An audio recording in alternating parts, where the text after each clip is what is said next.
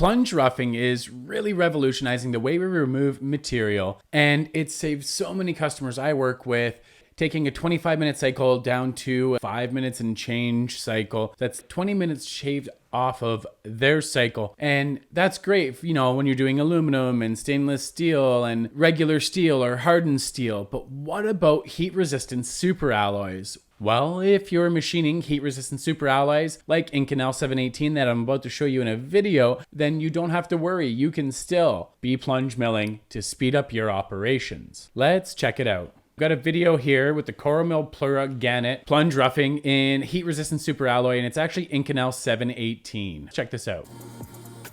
There's the tool. Those holders are hydraulic holders. They're so easy to use. If you don't have any in the shop, do yourself a favor, try at least one.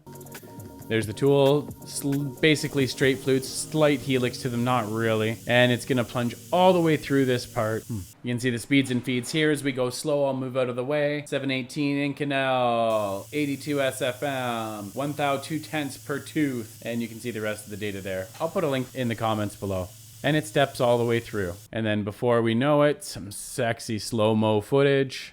There we are, all done. Look at that. And then before you know it, part's done. Compared to traditional side milling, this reduces a crazy amount of time.